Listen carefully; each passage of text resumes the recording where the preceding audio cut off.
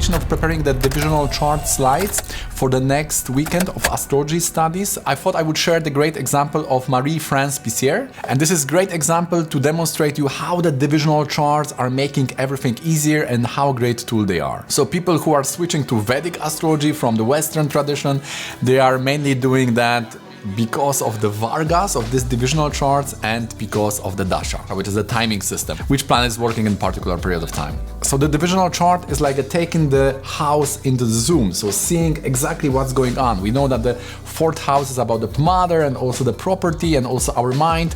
So there is a way to have a separate chart for all these mothers and see these areas in much more detail, and therefore it's much more useful for timing and generally predicting what's going on. So Marie-France Pissier, she was born in Vietnam. That was because her father, which was of the French origin, was having a work there because of the political and diplomat. Then when she was 12, their parents divorced and she came back to Paris. So we will see the father work in D12, we will see how she is going back to home and before the charts of properties, but also a place of stay. Then we will see her siblings. She has a very famous younger brother who is a mathematician. We will see that in Drekana chart. Then we will go to the Dashamsa, we will see her work. We will analyze the D12. Her mother was feminist and her father was the political oriented person. And we will also venture into D24, which is the Siddhamsa, the academical studies chart. We will see how this chart is clarifying that she was studying law and political science. And on the end, we will see also the circumstances of her demise using the Venkatesha Trimshamsa, the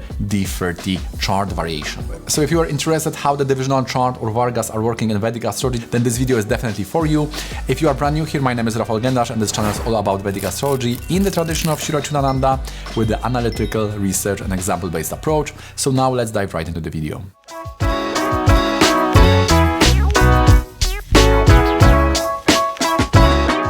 Okay, so Marie-France Pissier was a screenwriter, actor and director.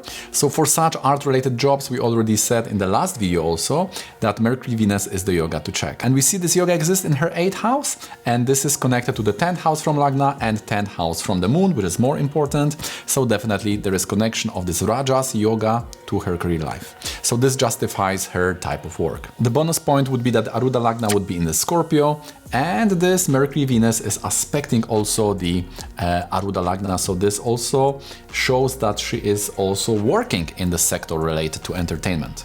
When it comes to her demise, we know that many people are suspecting the suicide. So in her body there was the pain pills, the antidepressants and alcohol, so many people are saying it was a suicide. And Moon is having the aspect, the Rashi Drishti, the sign aspect on the 3rd from Aruda Lagna, so there is a 1 vote for this scenario from the moon.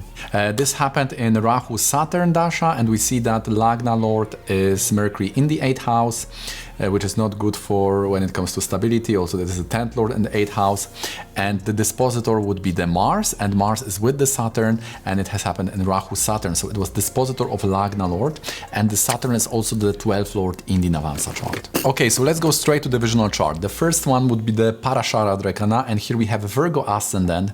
In the 11 we have the brother who was mathematician, we have Moon and Rahu. So we're dealing with numbers, we know that the Ketu is the main graha, but when it comes to the abstract math, then definitely it's the Rahu. So he's known to discover the functional analysis, probability theory, harmonic analysis and operator theory. So it all sounds like very much Rahu. And also we can see that Rahu dominates the 10th house because 10th Lord is Mars, is an Aquarius sign, which is denoted by Rahu too. So 11th house and 3rd house, they are showing siblings in Drekana. Now we are seeing the sister. She was a writer in the political science.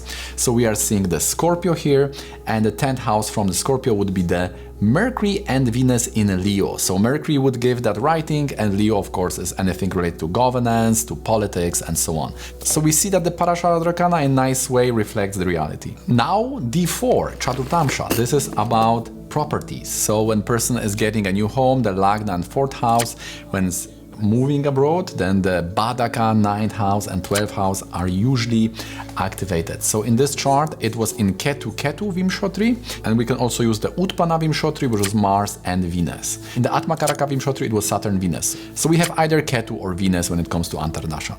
So Ketu has connection to the Badakesh, which is 7th Lord, and the 4th Lord. So we have these two factors connected to Ketu. The Ketu is a very strong candidate. Venus is with the Lagna Lord, so this also can be an option, and this is the 9th 9th lord. And this is very interesting because it's aspecting the sun, so it was all due to the father.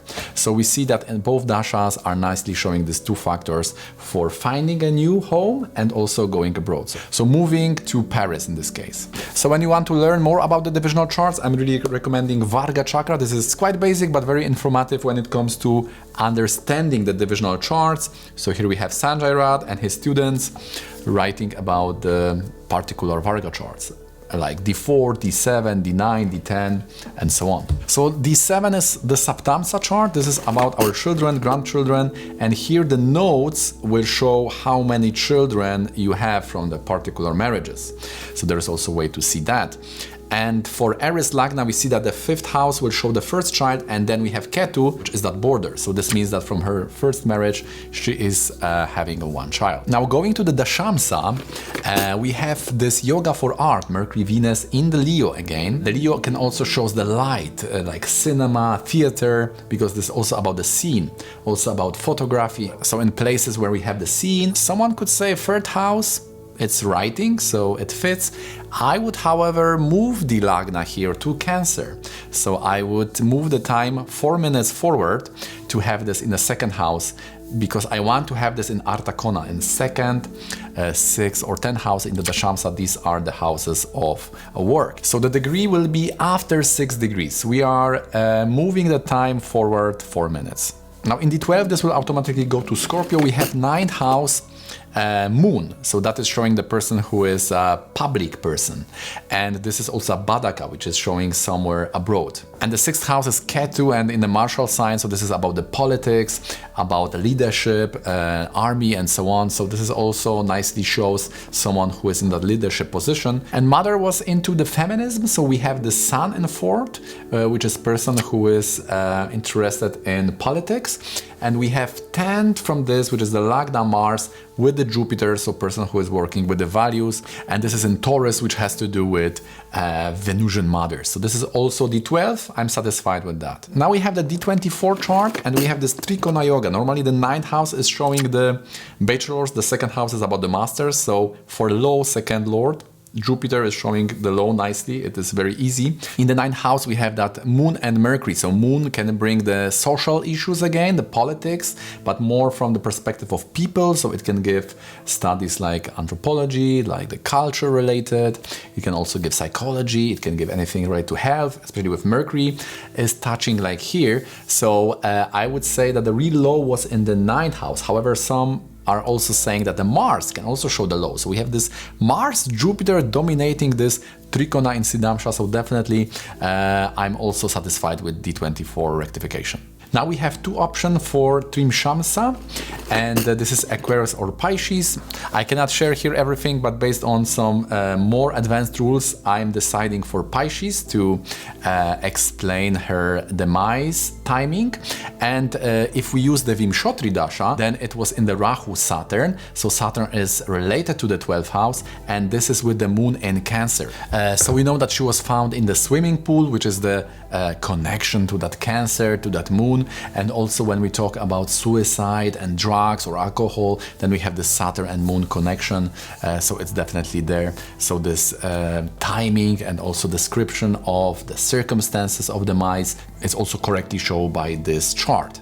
Okay, so we did the D3, we did D4, then we jumped to D10, D12, which is the parents, D24, and now D30. So I hope this gave you some idea how this additional chart, this divisional charts are perfectly showing the circumstances when it comes to the description, but also timing. So they are very useful when it comes to this practical question. When we want to get some advice, what to do or when to do something, then we can use those divisional charts and get some additional information or confirmation what will happen. Maybe you are curious how these divisional chart are looking in your case. If you have your birth details, then you can always write to me and we can schedule a session for you when we will interpret all these Vargas we were talking about today. Okay guys, so I hope this has given you some additional information when it comes to understanding the Varga or divisional charts.